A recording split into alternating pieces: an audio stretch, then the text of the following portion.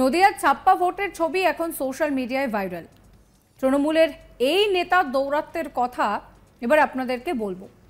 লোকসভা ভোটে যে প্রথম তার কুকীর্তির কথা সামনে এসেছে তা কিন্তু নয়। এর আগেও গাড়িতে হাতে বন্দুক নিয়ে সে বিতর্কের শিরোনামে এসেছিল। এবার নদিয়ার কালীগঞ্জ বিধানসভার দেবগ্রাম পঞ্চায়েতের জমপুকুর তালতলাপাড়া এলাকার 80/160 নম্বর বুথে ছাপ্পা দিয়ে আবার সে খবরের শিরোনামে। এবার আপনাদেরকে বলি কে এই শহীদুল। 2023 সালের অগস্ট মাসে একটি কালো হুড খোলা গাড়িতে চোখে চশমা, হাতে বন্দুক নিয়ে এবং সাঙ্গপাঙ্গদের নিয়ে দক্ষিণী সিনেমার স্টাইলে ভিডিও তৈরি করে সোশ্যাল মিডিয়ায় ছেড়েছিল সে। সেবারও বিতর্ক হয়েছিল। বাবা প্রধান এবং ছেলের হাতে বন্দুক নিয়ে ছবির জন্য থানায় পর্যন্ত ডেকে নিয়ে যাওয়া হয়েছিল, যদিও বাবা মহিউদ্দিন সেইবার ছেলের হয়ে সাফাই দিয়েছিলেন যে ওটা নাকি খেলনা বন্দুক। সেই যাত্রায় বেঁচে গেলেও এবার লোকসভা নির্বাচনে ভোট দেওয়ার ছবি ভাইরাল হওয়ায় নতুন করে সে চর্চার কেন্দ্রবিন্দুতে। নদিয়া জেলায় তার হাত ধরে পড়ল ছাপ্পা। বুথের মধ্যে ইভিএম এর সামনে দাঁড়িয়ে দেবগ্রাম পঞ্চায়েতের প্রাক্তন প্রধান মহিউদ্দিন শেখের ছেলে শহীদুল। আর প্রত্যেক ভোটার গেলেই তাদের ভোট দিতে না দিয়ে সেখানে দাঁড়িয়ে দেওয়া হচ্ছে ছাপ্পা ভোট। সেই ভিডিও সোশ্যাল মিডিয়ায় পোস্ট হতেই ভাইরাল হয়ে যায়। নদিয়ার কালীগঞ্জ থানার দেবগ্রামের বুথের মধ্যে এই ছবি ভাইরাল হতেই শোরগোল পড়ে গিয়েছে। ভিডিওতে দেখা যাচ্ছে কৃষ্ণনগরের তৃণমূল প্রার্থী মহুয়া মৈত্রের পক্ষে ভোট দিতে এবং ইভিএম মেশিনে বিজেপি প্রার্থীকে হাত দিয়ে ইশারা করে ভোট না দেওয়ার কথা বলতে দেখা গিয়েছে। আপনাদের শোনাবো অমৃতা রায় কি বলছেন। এখন কেন্দ্রীয় বাহিনী is totally under the state police. So state police is totally under the শাসক ruling party. সেখানে আমার কি বক্তব্য নিশ্চয়ই আপনারা বুঝতে পারছেন। আমাকে কি আর খুলে বলতে হবে না? আমরা দাবি করছি মানে এটা তো সেন্টার থেকেই পাঠাচ্ছে, এবং আমার দাবি করাতে না করাতে কিছু হচ্ছে কি? হচ্ছে না তো। আমি তো ফ্রি অ্যান্ড ফেয়ার ইলেকশন পাচ্ছি না। কোনো লাভ হলো কেন্দ্রীয় বাহিনী দিয়ে? না, আমার তো মনে হয় খুব একটা লাভ হয়নি, একেবারেই না। যা করার মানুষই করেছে, মানুষ যা করেছে। এবং দেখুন, অত ইনস্ট্রাকশনস, এত এই লেখো, তার বাবার নাম লেখো, এরম হয় না। অন দ্য স্পট থেকে যেটা মনে হয় সেটুকুই করতে হয়। রাস্তায় কিউআরটি মুভ করছিল, সেক্টর কিউআরটি। না, আমি কোনো কিউআরটি দেখিনি। আমরা ডেকেও ছিলাম, কেউ আসেওনি। নির্বাচন কমিশনকে জানিয়েছিলেন? হ্যাঁ, সবই জানানো হয়েছে।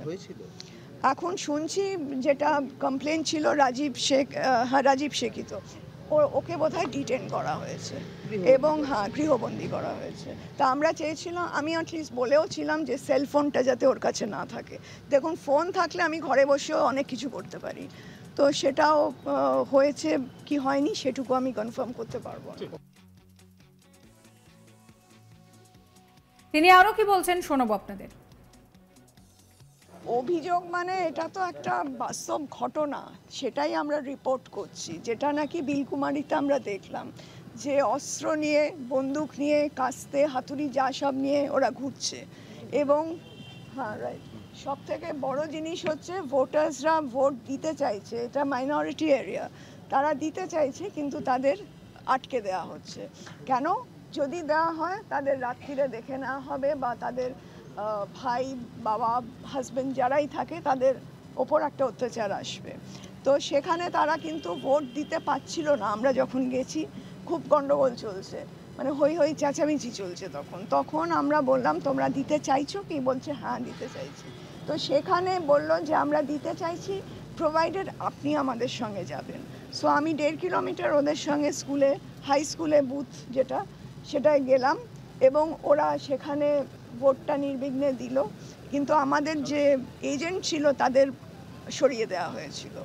তো সেখানে দিয়ে চলে আসছি। ওরা বলল যে না, আমাদের নিরাপত্তার ব্যবস্থা করতে হবে।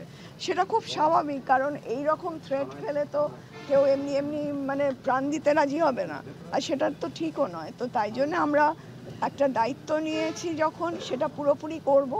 এবং সেখানে আমরা এই থানাতে, আমি কিন্তু এখানকার আইসি বিশ্বজিৎ ঘোষকে ফোন করেছিলাম, তখন আপনারা সবাই ছিলেন। তো তিনি তো এলেন না, কোঅপারেটও করলেন না, বরং বললেন আমি এখন রাউন্ডে আছি। কিসের রাউন্ড?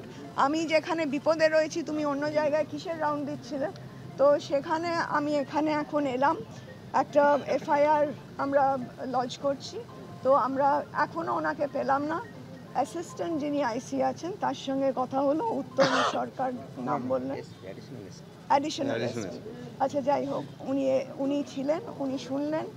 তো আমার খুব একটা কনফিডেন্ট লাগছে না যে কোনো কাজ হবে, কিন্তু ফর রেকর্ড সেক আমরা একটা লিখিত দিয়ে যাচ্ছি যে ওরা যেন সেফ থাকে এবং এদের ভোট দিতে দেয়া হয়নি, এটা একটা ইস্যু। আর ভোট কিরম হয়েছে এখন কি করে বলবো, এত লোককে আটকে দেওয়া হয়েছে। আর আমি যখন জিজ্ঞেস করলাম কিরম পার্সেন্টেজ হতে পারে, তখন বললো অনেকে আসেইনি। সো ধরে নেওয়া যায় 60-40। ছাপ্পা ভোটের একটি ছবি ভাইরাল হয়েছে। হয়েছে টিএমসি থেকে, মানে টিএমসি বারবার ভোটটা দিচ্ছে। ভোট কি স্বাভাবিকভাবে হয়েছে? আমার তো মনে হচ্ছে না। আমাকে অনেকে জিজ্ঞেসও করলেন যে আমি রিপোল চাইবো কিনা, আমি দেখবো অ্যাসেস করে কিরম কি হচ্ছে। I may ask for a repoll. এদিকে ভোটের দিনই ভোট চলাকালীন অভিযোগ তোলেন বিজেপি প্রার্থী অমৃতা রায়। কি বলেছেন তিনি শোনাবো। ইনফ্যাক্ট বিলকুমারিতে হারমাদ বাহিনী বসে একদম নাকের ডগায় বসে আছে, নিয়ে বলছে যেতে দেবে না, ভোটার্সদের যেতে দেবে না, মাইনরিটি এরিয়া। তো সেখানে তারা ভোট দিতে চাইছে কিন্তু ভয় যেতে পারছে না। তা আমাকে একটাই বললো, দিদি আপনি যদি যান তবেই আমরা যাব, নাহলে আমাদের রাত্রিরে সাংঘাতিক ব্যাপার করবে। তাহলে চলো কোথায়। সে হাঁটতে হাঁটতে আমরা গেলাম সে হাই স্কুলে, যেখানে বুথ প্রায় 1.5 কিলোমিটার হাঁটলাম, সেখানে গিয়ে দাঁড়াতে তবে ভোট করলো, নাহলে সেটাও। জেতার পক্ষে এখনো কতটা আশাবাদী আপনি? এখন একটু একটু সত্যিটা বুঝতে পারছি যে কীভাবে এরা জেতে, কীভাবে সত্যি মানে কীভাবে ভোটটা এরা জেতে আজকে আমি সচক্ষে দেখলাম। এটা কিন্তু মানুষের ভোট দেওয়া নয়, নিজেদের কর্মীদের ভোট দেওয়া এবং গণতন্ত্রকে হত্যা করা। উনি যে এত খড়ফড় করেন, মুখ্যমন্ত্রী যে এত খড়ফড় করেন, কী ভিত্তিতে করেন? এইরকম যেখানে চুরিচামারি করছেন ভোট নিয়ে, আর তারপরে জিজ্ঞেস করছেন কোন রাজা, কোন রাজমাতা, কোন রানী, কোন, তাহলে সেটা তো ওদের জানার ইচ্ছে হবেই না, কারণ ওনারা নিজেরা এক একটা চোরের রাজা, যেটা আপনারা নাম দিয়েছেন হীরক রানী বা হীরক রানীর দেশে আমরা থাকছি না। খুব বলতেও লজ্জা করছে একজন চিফ মিনিস্টারকে, এটা বলাটা ঠিক না, বাট দেন এমনই কাজ করছেন যে আমি বলতে পারবো। জেতার পক্ষে আশাবাদী? হ্যাঁ, এখনও আশাবাদী কেন হবে না? 100% বলেছি, 100%ই আশাবাদী। তবে হ্যাঁ, ওরা লোকের রায়কে আটকাতে পারবে, এটুকু। সাবস্ক্রাইব করবেন চ্যানেলটিকে।